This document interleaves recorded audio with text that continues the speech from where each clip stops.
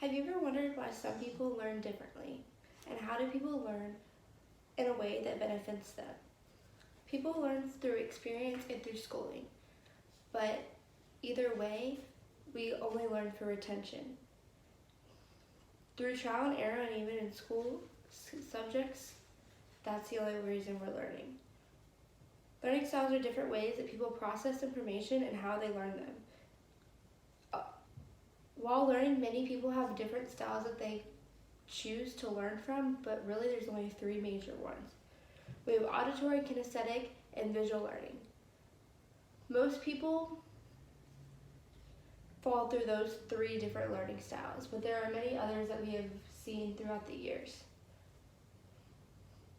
Most people have the majority of people have a favorite style that they fall back on, and of those three, those are the normals. Visual learners are people that like to see what they're learning. These people learn by either reading or seeing a picture in front of them, or even seeing words on the board, or maybe a picture. Say, I'm in an anatomy class and I look at anatomy and I can sometimes remember, okay, here's a picture of the spine. I can remember which ones are the vertebrae just by looking at it. Well, some other people have to write it down, study it, etc. So that's visual learning. It's where you can see a picture and read it and you just remember it in your mind. So some people can understand them just by seeing it visually. Other people can visualize these things in their head and see it maybe when it's not in front of them, or like during a test or during something that they're doing. They can visualize it and remember it, and that's how they learned it. So visual learners can learn better by either sitting at the front of the class, so maybe they're right there front and center. It's not because they're the teacher's pet, but it's because they want to understand what they're seeing. So everything that they see in front of them is visual learning.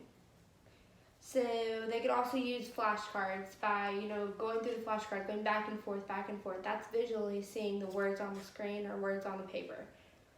These people can visualize things as they're reading or writing them. So they can write instructions, they can write out note cards, they can write their notes, maybe color code them so they can visually see the different colors for maybe like a definition or a example. These people can create colorful presentations or color code their notes. For a visual learner, an organized classroom is the best setting for them to learn in, because if it's organized, they're not going to focus on the different things going on. Or if it's organized and quiet. If it's quiet, those people can visually see things better because they don't have the distraction of maybe a student making a lot of noise or somebody tapping their pencil constantly. So they honestly just are supposed to be in a closed environment that's organized and to avoid distractions. Now moving on to auditory learners. These people don't need to see things, but rather than hear them. So all they really do is need to hear what's going on. So they learn by hearing and listening, and they store information by the way it sounds rather than the way it's seen, written, or just seen and written. They just store information on how they hear it. So spoken instructions are easier for these kind of people because they can hear what they're supposed to be doing, whereas a visual learner could read written instructions. So those would be better for them. These people also have to read things aloud for retention because they can hear themselves speak, so their brain processes it better. Auditory learners are going to learn better by sitting where they can hear. So maybe again at the front of the classroom, or far enough or close enough that they can hear the professor or the teacher talking. These people can also use flashcards, but reading them out loud. And so say they have a definition and a term. They read the term and then they look at the definition, and that's how they're going to read their flashcards, because they're saying what's on the paper so their brain can hear it. They can ask for directions out loud as well as read them out loud again if they have to go back through directions or read assignments or read instructions for school, and they can hear it better. Or they can read stories out loud better for like comprehension. These people also can learn better by participating in a class discussion or asking questions for their better retention. And then the last one is the kinesthetic learner. So these people are learners that learn by touching or doing. They have to have physical movement that can help them better. So kinesthetic learners are hands-on learners. They're people that have to put their hands to work while they're learning. So most of these people were going to talk with hands or gestures like I do. Like I'm a kinesthetic learner. I have to learn by doing it, going through the motions over and over again.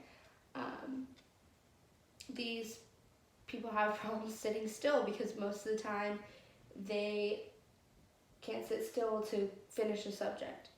These people also learn by taking things apart and putting them back together again. They're well coordinated and they are kind of in the touching communication realm. They have to touch things to communicate with somebody. They maybe a pat on the back or something like that. That means a lot to those kind of people.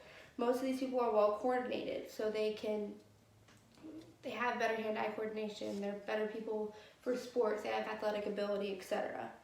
These people learn better by taking place in activities. So they have a hands-on activity and they have to keep moving while they're studying, or they chew gum while they're studying, taking notes, or that. Most of these people learn better by writing their notes. So they write their notes that they can learn better because they have the movement of their hand moving, or they type their notes because it's the touch, the sensory touch. So of these 3 different learning types, I am a kinesthetic learner. So I go through the motions. I learn better when I'm doing something, but I don't really necessarily hear it or remember what I hear or do as I'm doing it. Some people are a mix of all the different learning styles, but everyone has a style that they truly depend on or they're a little bit more biased to because they're more comfortable with it. After the 3 learning styles, I believe that I'm a kinesthetic learner, but most people actually fall in the visual or auditory category.